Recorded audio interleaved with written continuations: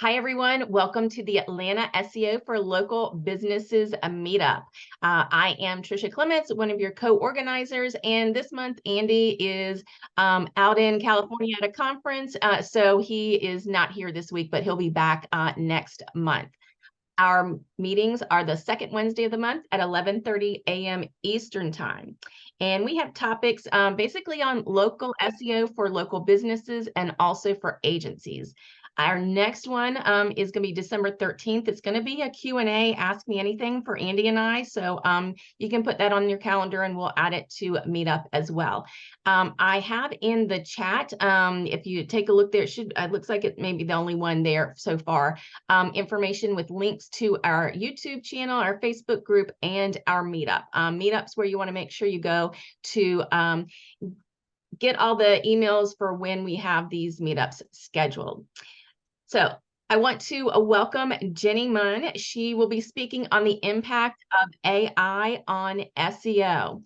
She is an independent SEO consultant and strategist with over 13 years of experience in driving brand awareness, traffic, and conversions for organizations ranging from Fortune 100 companies to micro businesses.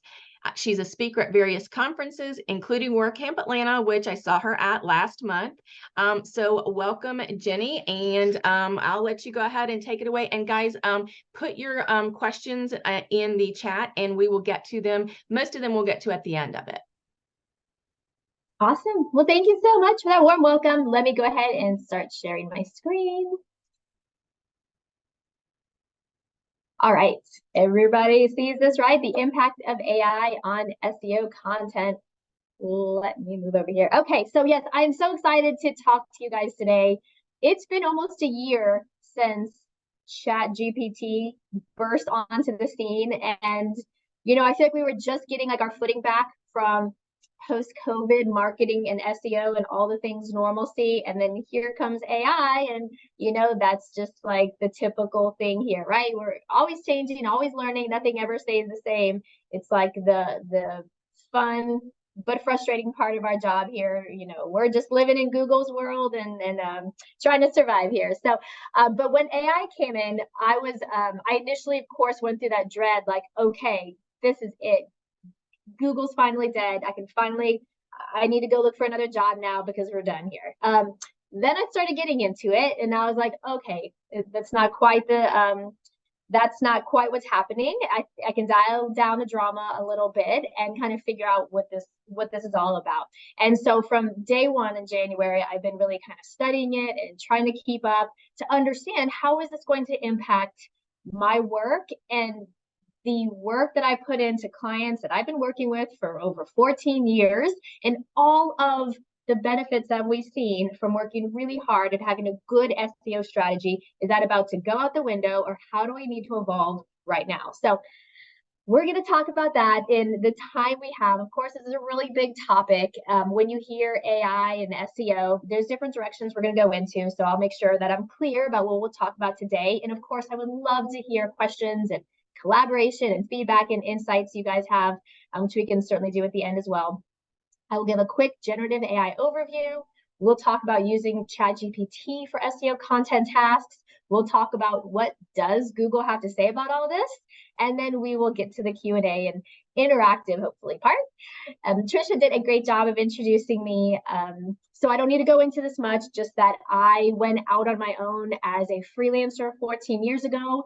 I started out as a copywriter because I say I am a nerdy writer at heart. I always thought I'd be a blogger, and that's how I came into SEO. So I did not have a technical background. I came in as a content person. Then I had to figure out, well, how do I get my business found? Because I put up a new WordPress website as a new freelancer, and I had no business for several weeks and several months until finally someone said, well, I hired a copywriter because I went to Google and I Googled Atlanta copywriter. And I just pulled up from the list of copywriters that came up. And that's when I knew, okay, I need to teach myself how to get to the top of Google. And that is what happened. 14 years, I went from being a copywriter. It went really successfully as I optimized my own website and I became an SEO copywriter, doing keyword research and understanding how to work keywords into the copy, how to do on-page optimization. And then when, of course, everything with Google and SEO became bigger than just what was happening on your website. It became what was happening away from your website as well. I evolved from SEO copywriting on page to all the different things that SEO encompasses. And so I teach a lot because I'm only one person, and I think there's so much good we can all do. So I'm here to teach you guys and put anything in my brain into y'all's brain so we can all go out and do good work here.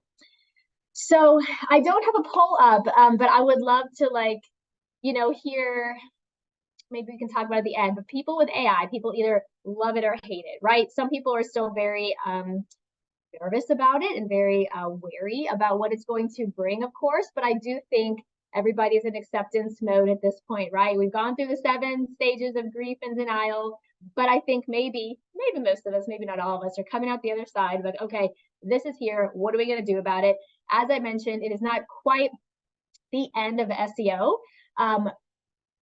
Everybody's been trying to declare Google dead for years, and the old Google, the traditional way that we once knew and loved, is probably phasing out, but that does not mean the act of making sure that our brands and our content and our businesses are as optimized and findable as possible. That is timeless. And so we just need to understand, how do we adapt and carry that into these new times for sure. So when it comes to the impact of AI on SEO, there's 2 things or at least I think about, right? What happens when AI is fully integrated into Google? It is into Bing right now, but the full AI integration into SERPs, which is the search engine's results page, and it's universally adopted by most people who tend to use Google. So what is going to happen there? That's one side of it. And the other side is, how do we use AI in our jobs, in our tasks, what I call productivity, efficiency, automation? How do we use these generative AI tools to be better and more effective at our jobs? And number 2, that's the area we're going to talk about today, because it really is, AI SEO really is a big topic, and I only have so much time with you guys. So I want to talk about how I use AI to be most efficient. And I'm going to probably use the word ChatGPT mostly, but please know that when I say ChatGPT, that generally is referring to a generative AI tool. I use Bard also, which is Google's version. And again, I wish that, we could I could poll everybody to see what do you guys use? I feel just like how I say Google when I mean search engine. I feel like most people probably use ChatGPT, but Bard, certainly Google was late in rolling out their version of a generative AI tool. And then there's Claude also, which I like to use as well. And I do pay for ChatGPT now, but because I'm seeing is it really that much better to pay? I think not everybody is paying for it. A lot of people do use paid tools like copy.ai and a lot of other ones, and have been for a while. Again, depends on the type of work and how much content you're actually creating. Bard I like because you can upload images. Claude, you can upload PDFs or CSVs, and I really like that for analyzing data, again, for free. So I'm paying for ChatGPT now, but at some point I might get rid of it because there are these other tools that help as well. So I'm going to use the word ChatGPT, but that does mean these other tools as well.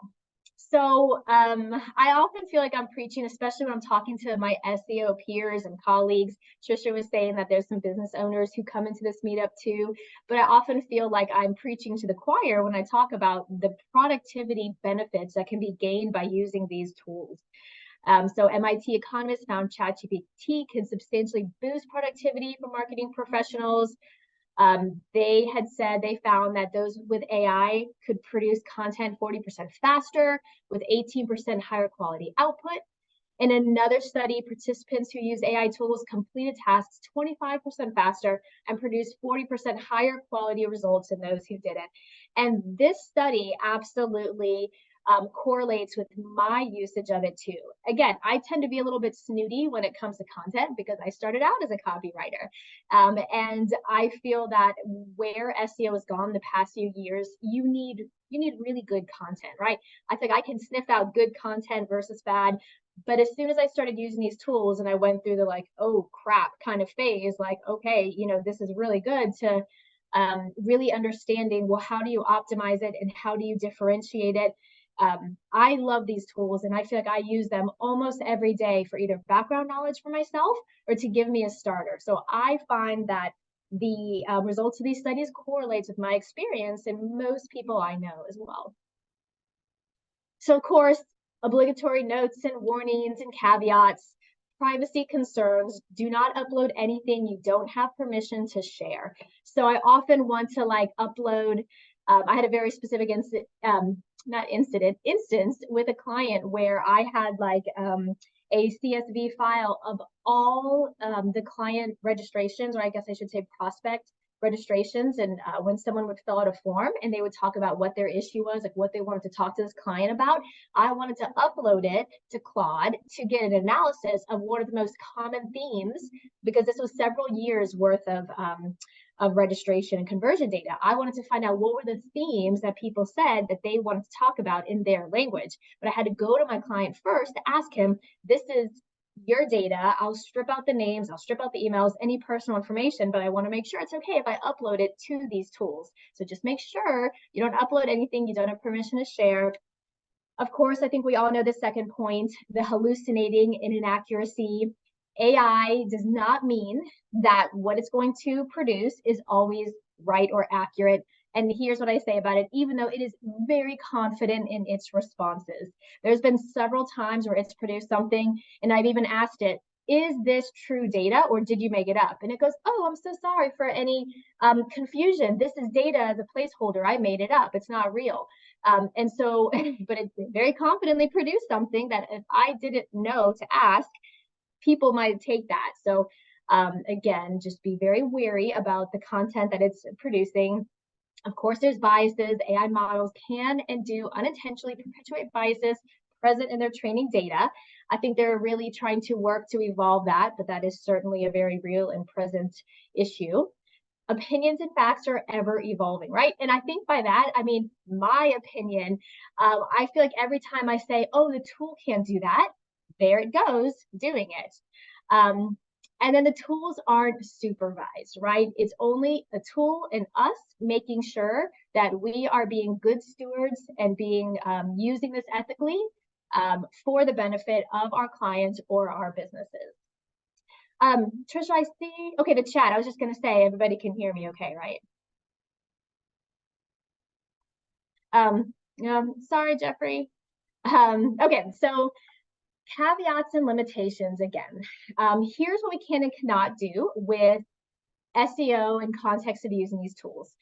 I'm always popping in a URL to test it to say, hey, give me the gist of this article. And it says, unfortunately, we are just a generative AI tool. We cannot crawl the website yet. So as of now, I've tested it in multiple different tools. I continue to. ChatGPT cannot crawl a website page yet. So if you want to evaluate or assess or summarize or get an overview of an article or a piece, you have to copy and paste that content into the chat. And it can be a pain because the character limit is only 2,000 words. If you have the paid version, it's more.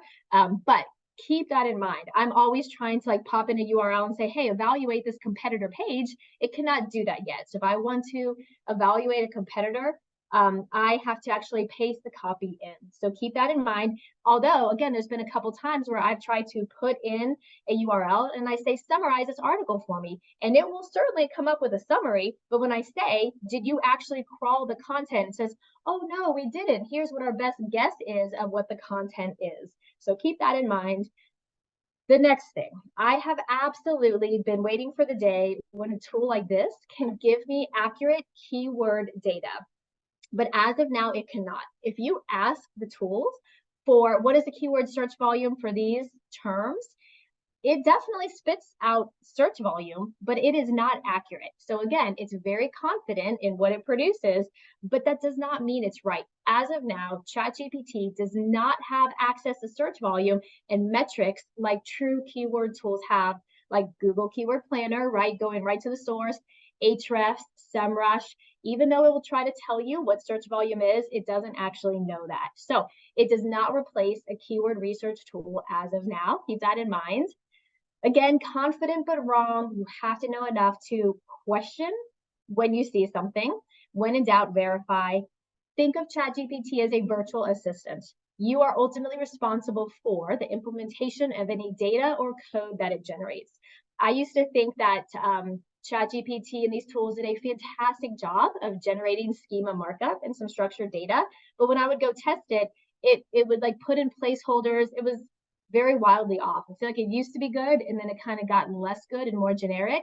And so I'm waiting for it to turn good again. So right now I'm just going to structured data tools directly. But I think it goes back and forth. But again, I had to know enough to see and validate whether that data was actually correct. Next, don't go down the rabbit hole. I think when AI, when these tools first came about, you know, we would say, write me a poem about this local Atlanta SEO meetup in the style of Dr. Seuss. You know, we all did that for a while. I think we've kind of gotten past that because that kind of stuff is very fun. I have a friend and she has ChatGPT come up with a story that she tells her her little daughter every night about her favorite stuffed bear. So it helps her create some content. So we do use this in our personal life, but certainly there are so many applications and usages of this professionally. Experts report that there is an algorithm watermark that can tell when content is being written by AI, so be mindful of that. I know at my kids' schools, they say that, you know, your child cannot use ChatGPT to write, and they have a tool that checks with like 90% accuracy if it was written by an AI tool. So these schools say they know. Most experts say that there is some kind of a watermark to tell. So just be mindful. You know, you don't have to worry about that, but I don't think you should think that you're fooling anybody necessarily. So a couple more caveats and limitations. When I first started using this for really like professional SEO use cases, I can't remember if I was listening to a webinar or if I actually, because I do have a couple e-commerce clients, and but I think this was a webinar I was listening to, and it was talking about how ChatGPT wrote this really great product description for socks. And part of it was saying, oh, these socks are like a warm hug for your feet, blah, blah, blah. It gave a really nice description of a product.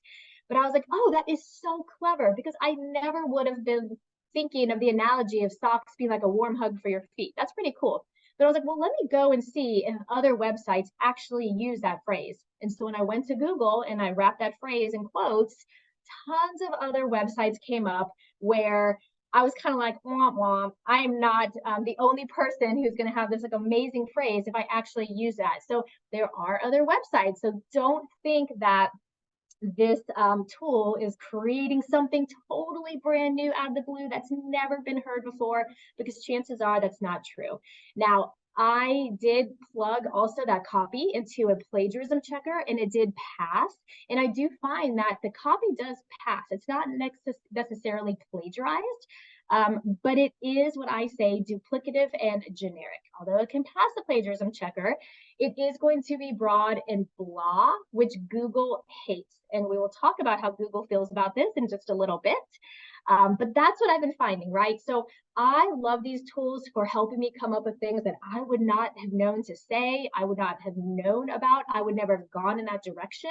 But I also want to make sure that I know that it might be present elsewhere. So it is still up to me to make sure I am putting in that extra effort to make it unique.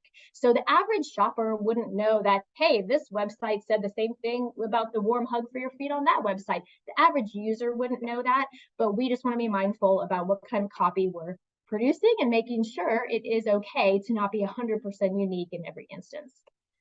So now let's talk about usage for SEO tasks. And certainly, I'm trying to think if you guys have questions about how to localize some of these, we will absolutely talk about that at the end as well. I have optimized a lot of regular. I think most of what I do is kind of standard SEO, but of course I do have local elements to a lot of my clients as well, and my business as well. So we will definitely make sure we apply that. I use ChatGPT for building out SEO keywords, creating on-page SEO elements, and certainly improving content. Because it's not always about creating new content, right? It's about repurposing, freshening up, updating, and I use these tools to do that like day in and day out practically. So let's talk about building out keywords. Again, remember, ChatGPT and these tools do not have accurate search volume, but how I look at this is a starting point for helping me come up with seed keywords or a keyword idea. So keyword brainstorming and topic ideation. We can use ChatGPT to prepare a list of seed keywords to run against our favorite tool, to generate modifiers within a topic, to go deeper, to give synonyms, to give antonyms, categorizing by search intent. So a lot of what we have to do, and especially with local SEO too, right? We have to understand the nature of a keyword and what is it going to produce? Is it going to produce a local map pack? Our video is going to come up. Is it going to produce a ton of paid search? Because it's a very transactional keyword. Or is it going to produce a lot of blog posts that are very informational and high level in nature? So we're always trying to understand the intent of a keyword and making sure that we have the right content represented.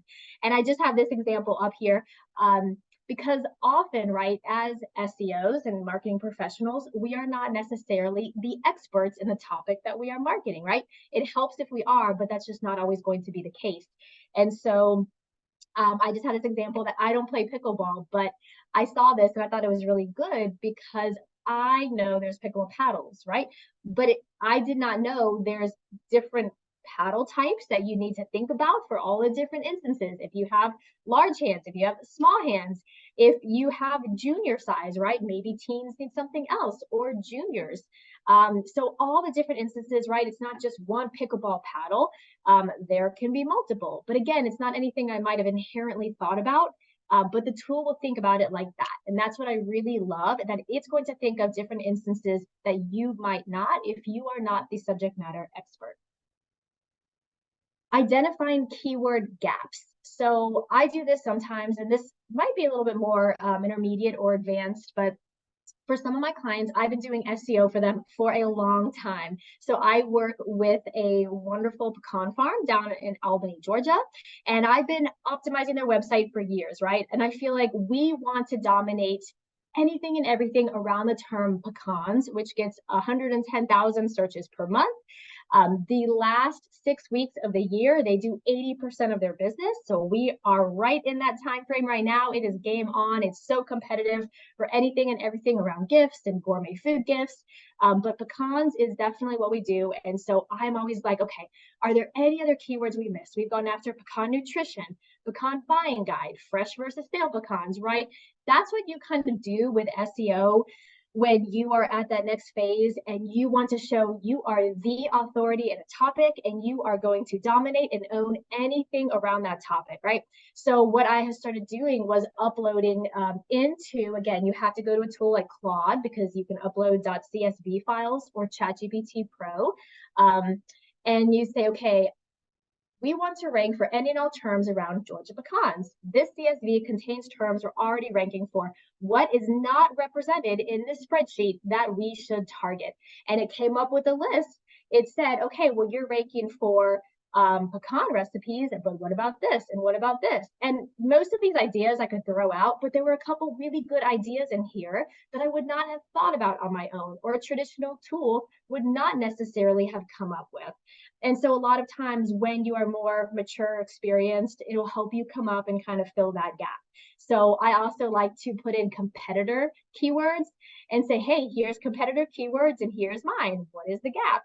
Or what are really good transactional keywords that they have that we should go after as well. So again, I use this to bounce ideas off of this tool, either competitors or myself, to kind of get us to that next level. Next, let me see if I have, okay, creating on-page SEO elements. So when I say SEO elements, you know, generally how I approach SEO copywriting, first I write really great copy. I know the keyword in mind. I know the topic a page is about. And let me also say that not everything we write needs to be SEO optimized, right? We might write something that does not need to be found in Google, as much as that like pains me to say, like my heart, because everything should be found in Google, right? Not everything needs to be. So if you are writing an email or you are writing something internally or something that you don't think there's a keyword for that needs to be necessarily found, you don't have to worry about all this. But again, we're talking about SEO content here, right? That there is a keyword match that shows that someone is searching something around a question or a pain point or around the perfect fit for your service or your product or your experience or expertise, and you want your content and your brand to be found, we do have to think about a couple of these extra elements here. And so first I write good copy, I have the keyword in mind, and then I go back and add in the SEO pieces like a title tag, like a meta description. I might add in some more subheads, which are H2s and H3s. I go to ChatGPT and I say, hey, here's my article. Help me come up with some topics or some subhead ideas. Or, hey, write me a 60-character title tag and write me a meta description focused on this keyword within 120 characters, right? So I will give it very specific directions and it will come up with some really good starters. Now, it's not usually anything where it's 100% accurate and correct the first try, but I will tweak it, I'll massage it, it'll give me inspiration, and I'll be able to just get these things and these elements created faster. I also ask it for image ideas. I'll say, what are some good images that might match this to help when I go to like a stock photo website or somewhere else, or there's so many AI image generators now, I will use the ideas that a ChatGPT has. I will also say, give me some great call to action ideas for this article. So again, things that it might take me a couple extra seconds. If these tools can do it in microseconds, I can get my job done that much faster. And I think at like a kind of the next level, right? Because it helps me think of things that I would not have necessarily have thought of, right? So I use these for SEO elements all the time. The next one is improving content, right? This was a study, like an A/B test done by an SEO group called SearchPilot. They use ChatGPT to, my words are called, beef up a page, right? So one of the biggest issues that I see with SEO, and certainly I'm sure you guys find this too with local SEO, is the concept of what's called thin content, right? It's where many pages on a website have one small paragraph, or it's like the same content is duplicated across multiple different pages, right? And it's up to us to differentiate and to make the page unique and more tailored and just improve it, right? So SearchPilot took the content they have and they beefed up the content, and they said the new page resulted in a 13% traffic increase for not a whole lot of effort. And I've seen this as well. So you could go to ChatGPT or a tool and say, how can I improve this page, make it more comprehensive, and demonstrate our expertise in this topic? And remember, you have to copy and paste the article or that paragraph in, because it's not going to be able to go to that website page and crawl through it. So I'm always saying, how can I make this page better? And often it comes up with some really good ideas.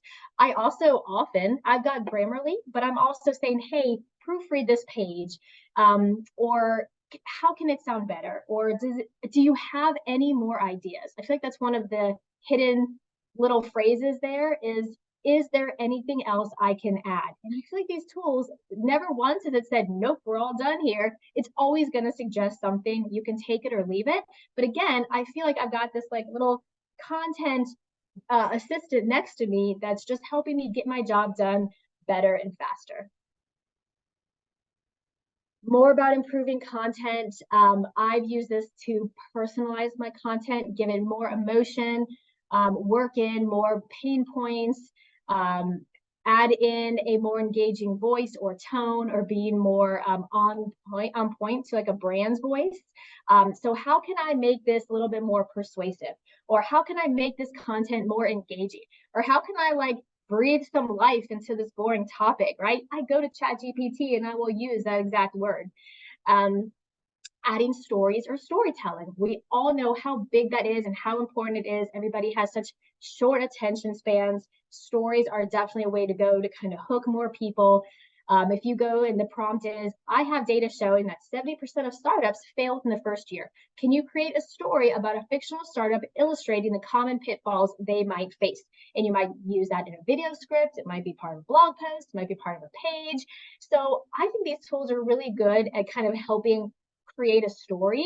The story is not good at first, but if you say, okay, that was 5 paragraphs long, I need it to be 1 paragraph long, and I want the result to be this, and I want you to come up, put this target market in. So again, you always generally have to kind of follow up to make it better, but it gives a really great starting point, because otherwise I'd be sitting here kind of racking my brain about a story and trying to come up with something with a blank slate. What I love about these tools is we never have to start with a blank slate again, right? So it just gets us out of paralysis by analysis and into action mode faster. FAQs, right? Like the pickleball paddle thing, I would never, because I don't do pickleball yet, I would never have thought about some of the synonyms or variations or what questions people have around this. I think these tools are great for FAQ content, for tightening up writing, for repurposing content. A lot of what we have to do now, it's not just creating content on site, it's making sure we appropriately amplify it off site, whether it's social media or YouTube or somewhere else, right? We have to make sure that a big percentage of our job is making sure that this content gets more liftoff and is out there off of our website as well. So I'm always saying, here's an article, here's a blog post, here's something, repurpose it to be appropriate for Instagram or LinkedIn or as a YouTube video description. And it does a great job of taking that content and tailoring it. Again, maybe not perfect the first time, but it gets me, 60% of the way there, if not more. And then again, there's that question, what did I miss? Can I make this better? Is there anything else I should add? And then, wrap it up and call it a day. Here's where, again, I say, write something better than the competitor. So if the prompt is, below is an article from a competitor, I am copying and pasting in as part 1, because remember that there's a character limit to how many, how much you can put in before it cuts off. So I say, this is part 1. Next, I'm going to copy and paste my article as part 2. After I do this, I'd like you to analyze and help make my article better than the competitor. And I do this when there's keywords where someone else is ranking ahead of me. So they have a content piece, we do, and I want to see what is making them better and how can I make my piece better and more comprehensive. So again, I use this tool a lot with competitors to try to one-up them in a really I wouldn't say low-hanging fruit way, but I guess what I'm trying to say is low effort, right? I'm trying to get this tool to give me ideas to boost me up the rankings, especially when it comes to existing content, and always having an eye on what are the priorities and where can we move up. Okay, so we'll turn a little bit to what does Google say about all of this? Do they love this kind of content? Do they reward it? Do they hate it? Are they going to demote it? So here's what Google has said. They've evolved a little bit. At first, they were like, do not use this tool. And then they're like, okay, fine. We know everybody's going to use it, but we have some guidelines we want to put in place. So basically what they said is generative AI content is not enough to get you at the top or staying at the top alone. And that is because of this concept that they have called EEAT, and that stands for experience, expertise, authoritativeness, and trustworthiness. What they say is AI lacks the first E of experience, right? What we have known is that thanks to these tools, mass generic blog content is hitting the internet. If we thought there was a lot of content before, there is a lot of mass-produced content now, and Google needs a very quick, easy way to filter out to really say, okay, who really is the authority in this niche, and who is just spitting out a broad, generic, blah, these socks are like a warm hug for my feet. You can't expect that same generic paragraph to all of a sudden rank you at the top, right? And so Google cautions against publishing AI content as is without having, of course, a human editor read it before publishing.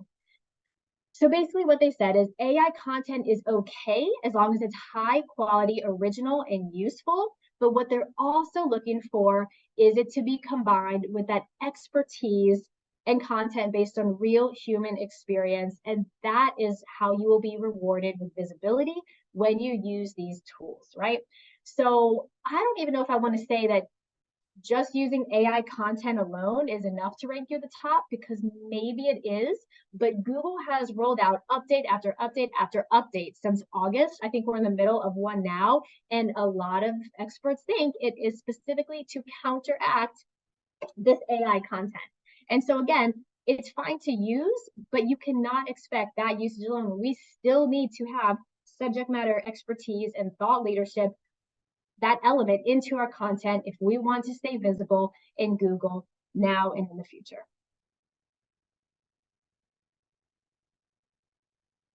Okay, so part of that is this helpful content system. And what that is, again, part of Google. It generates a signal used by automated ranking systems. So again, you have to think that Google and these search engines, they have been using machine learning and AI for years. So this concept is not necessarily anything new, but with ChatGPT launched out universally for free to the public, that's when kind of all of this got elevated to the forefront. But they've been using AI and machine learning for years. So their helpful content system, they knew all this was coming. They launched it last year and have continuous updates that are constantly scanning their pages, their index pages, saying what content really is helpful and what's not, and what should we continue to reward and make visible, and what should we kind of demote a little bit. September 2024 updates. Many sites, especially in niches like recipes and lifestyle, saw significant drops in Google traffic due to this update. Common issues on affected sites included lack of original information, content created just to make money, and poor user experience. And then one thing to note is that helpful content does not mean more content just for the sake of word count. I think every SEO's favorite question is, well, how many words should a page be in order to get me to rank, right? Because the answer is, gosh, like it really does depend. What I say is the content has to it has to cover a topic comprehensively enough, whatever that enough is, and I think be better than the competition. Better does not mean more, but it has to be mean adding a video, for being better formatted, having that expert insight that this competitor does not have, right? What is it that's going to make you better? So don't just add word count for the sake of it, but truly you have to think, and honestly, what I've been saying for the past 2 years is the better you know your audience and your market, the easier this is all going to be. If you don't really truly know your audience and what motivates them, who they are, what they're looking for when it comes to buying, it's going to be just a lot harder to put this into place. If you know your audience well, this is just going to be a lot easier to do. And that's just kind of the fact, right? And this is just still marketing 101. Okay, so how to get that expert firsthand content. I think this is what I want to make sure I leave you guys with, is kind of some actionable strategies. Google wants real world expertise and originality. Their reps have said to create content on subjects that we are the authority in, right? We cannot be the authority on everything. So really, truly, what are the pieces you can take that you want to either develop your expertise or that you really are the expert in, and go big there? Share the latest trends in context with your expertise and solutions.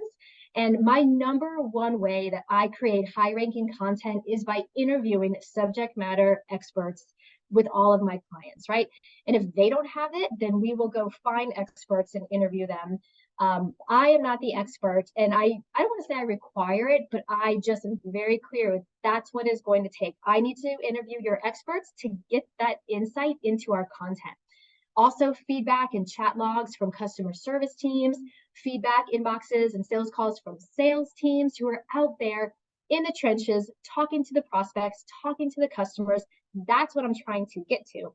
Company reviews from your company, your Google business reviews, your competitors' Google business reviews, or on their website, or in Amazon. That was like one of my number one copywriting tricks, was to go find a similar product in Amazon, read through the reviews to figure out the emotions and what people hated and what they loved, and like little turns of phrases that they would use. And I would take that back to my content and make sure that I wove in all the best pieces from all of those data sources. So here's just a couple EEAT examples from an education consulting firm that I worked with, was saying in a blog post, every teacher has experienced both giving up and sticking on the path to becoming an expert in something. The first time this happened to me was as a third-year science teacher, right? That phrase that I have highlighted, and then the story after about our assistant superintendent, that's a really great story that they're bringing into their content that an AI cannot do, right?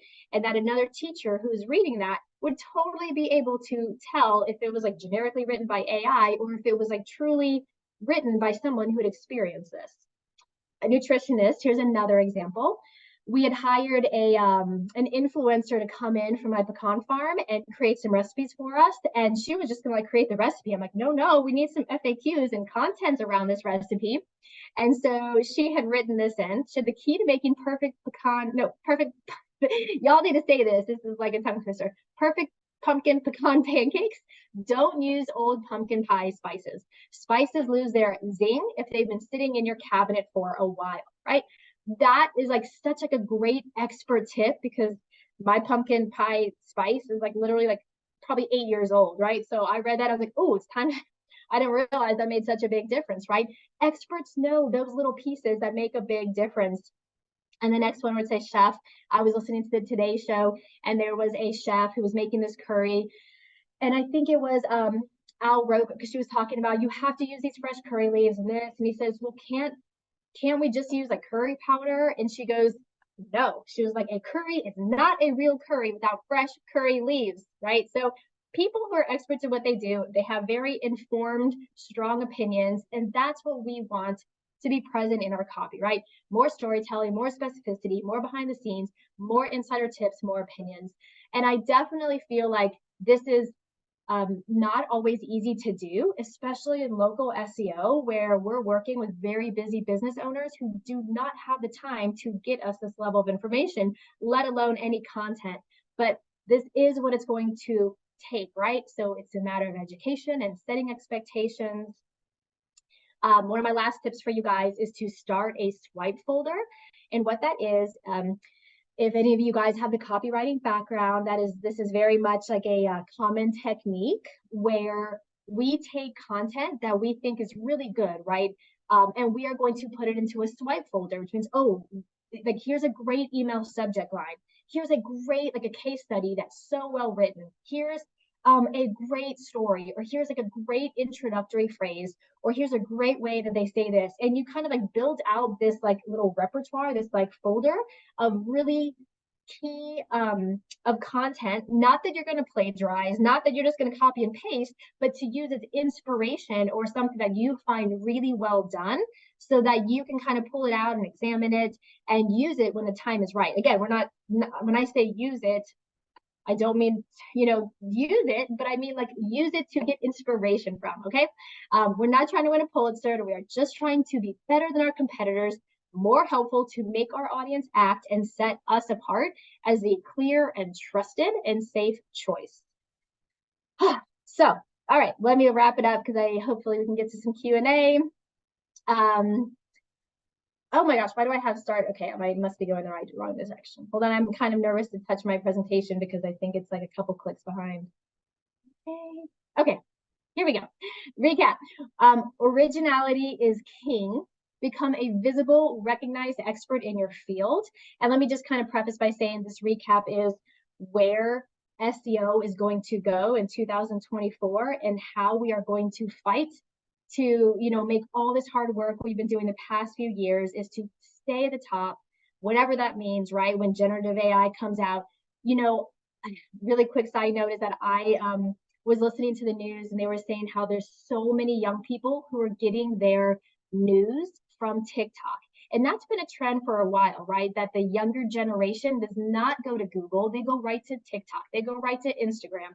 I stopped getting a lot of leads directly on my website, and I started getting a lot of outreach and leads through LinkedIn, and I still do, right? So it's not just about optimizing our website, it's about optimizing our content wherever our target audience is. And so we still have to apply our keywords, we still have to optimize content, and we still have to be visible. That's why the active SEO is not going to die with AI. It just means we're going to have to evolve a little bit.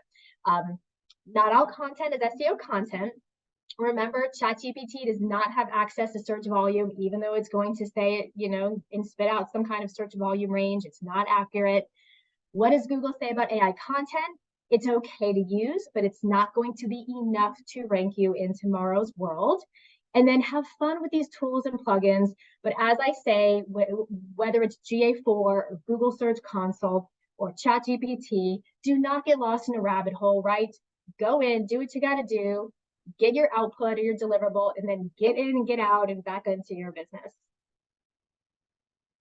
Okay, and so two things I want to mention. The first is I am having like a little, what I'm calling it a planning party, because it sounds way more fun to create 2024 plans together. But if you or anybody you know may be interested in doing like a, I want to say crash course into 2024 planning, then please send them to jennymunn.com/waitlist.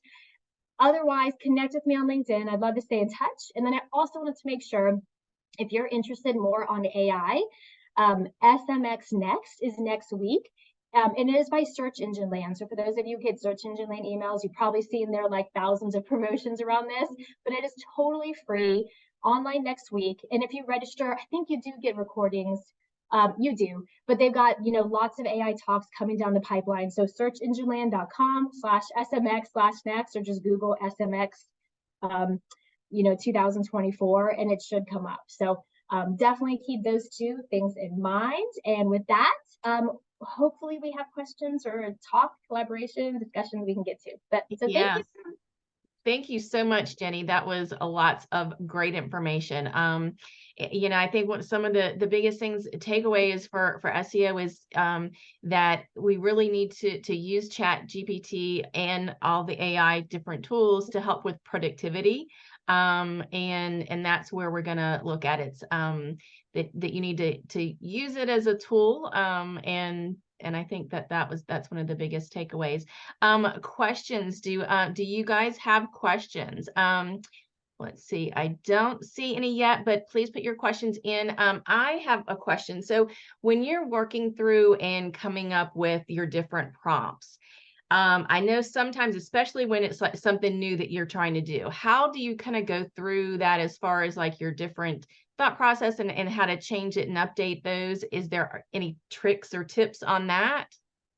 Yeah, so it's such a good question. And, you know, it's funny because I did a training for the American Marketing Association with a colleague, and he had this formula for prompts, right? He was like, he would go to ChatGPT and he was telling everybody, pretend like you are a marketer who is marketing a new technology product, and here is your audience. Like, he had a formula for who you are, who you're trying to reach, and he had this like super scholarly prompt that he had, and I'm like, oh wow, that is super fancy. But I am more like coming from like the like Hard Knocks. Like, my prompts are so like dirty and messy and full of typos, but for me it gets the job done. I'm not going to take the time to craft the perfect prompt. I'm going to get my first prompt out there, and then I will tailor it. So it works for me. I feel like my prompts are full, but that's part of why I love it, because it's full of like, sometimes I have typos, it doesn't make sense, but it gets me started and then I can refine it. So for him, that works, to be like super scholarly and academic about it. Pretend, ChatGPT, you are this. So actually, that would be a really interesting experiment if you did a more formal one versus like a quick and dirty one and saw the output. But I tend to be like more like, you know, more like the School of Hard Knocks about it. Yeah, definitely. That's great information. So let's see, any other questions? I know this is a lot of great information that that Jenny shared, and I know that, let's see, that there's so much to kind of grasp with this. So there is a question: what's the impact on us on, let me see, whoops, user behavior, like SGE? Yeah. So search generative experience, and I think we talked about that for a second, that Who was it that did like maybe training a couple Andy months did ago? that a couple months ago. He talked about SGE. So if you're wanting more information on that, you can look in our YouTube. I'll post the things from a couple months ago. So what I was just going to say about that was, so for everybody, just to give a quick overview on SGE. So this is Google standard, right? But Google has a beta product out there, which is kind of like trying to meet the newbie, right? And how you know, you have to sign up for it. But it's if you, there's like a little beaker in the corner. So like, let's take a, I mean, the cons for sale. If I wanted to be a generative search, a GSE, right? Because this is what is coming down the pipeline. Some people think that like AI, because what this is AI baked into Google, right into Google. It's not having to go to ChatGPT. What I think is it's going to, what most SEO experts say is that websites are going to lose clicks, right? This is really interesting from a local perspective, because it's kind of like elevating the map a little bit. It is definitely localizing it depending on the search, but you got to think, look, all of this is generated at the top. Then here come the ads. Then there's a Google local map pack. The kind of typical, spot one ranking is pushed well below. Now that's a very commercial keyword, but if I were to just say like the new, pecans nutrition content or facts, then it may be a little bit more informational. And the websites, again, though, they're pushed at the bottom. So what most experts say is websites are going to lose clicks when it's almost like ChatGPT is baked right into Google and it's pushing down the organic listing. Why would I have to go to a website to get this information when I can get it right here really quickly through generative search? And so when this is right now, again, it's beta. You see here, this is Search Labs. You have to opt into it. It's only available in the US. And I think they're slowly starting to roll it out to other countries. I think they just did India and Japan. But there's only like a subset, like a fraction of people who are using this. When this becomes the experience for everybody and it's universally adopted and used, we're still waiting to see the impact. But everybody kind of thinks that like, get your clients ready, get ready, set your expectations, because people are used to like getting this information here and not having to click on a website. And I feel like that's kind of been the trend anyway. Google has already been putting so much other content on a website. I've seen organic click-through rates been dropping the past few years because of featured snippets, because of these FAQs. Like as a consumer, I love these little snippets of information because I get so much details without having to click on a website. So I feel like Google has been getting us ready for lower click-through rates for years, but it definitely is coming if you haven't been experiencing it yet, except maybe with local businesses. I think what you definitely need to start doing is make sure you're opted in and then understand how is here. You have to, sometimes it generates automatically, sometimes it says, it makes you click generate. But is your local business present? Are competitors present? What is happening? And make sure that you are staying on top of trends for your most important keywords, then kind of start thinking about all this. That's a great question. Yeah, and you can see right there the local right there when she had the SGE, we've got all the local businesses there. So great. Let's see. A follow-up question to that, what are the skills one could have to capitalize on this paradigm shift? Yeah. So, go ahead. Oh, no, go ahead. I'm just. As far as skills, I really had like an aha when I started like reading an article about here's how to be ready for SGE. And it said, develop your expertise. Make sure you're meeting EEAT. Add schema and structured markup, structured data to your website. And I was like, gosh, make sure your content is optimized away from Google because you're not going to get your clicks from Google maybe as much as you used to. And I was like, I can't, like, all the things they're saying is nothing new. You know what I mean? We've been talking about some of this for years, right? the fact that you have to become an expert and you have to add that extra E of experience into your content, none of this is like breaking news. But how it really like kind of hit me was there's new things that are emphasized now. And these new things are you have to really work on your brand. You have to stand for something. You have to add structured data. So I think to be ready for it is not necessarily new skills, but it's making sure you've emphasized the right things that are important for SGE. But do you see here how like it highlighted nut stores, gift shops, supermarkets? Do you have those keywords in your copy? Also, I think local SEO is like really good about citations and links. A lot of what I see is it's referencing third-party sources, right? So this says, you know, for this gift shop, farm, and corporate gift supplier in Fort Valley, Georgia, with an average customer rating of 4.4 out of 5. Like, where is it pulling that information from? Is it pulling it from Google Business? Is it pulling it from Yelp? Is it pulling it from the website?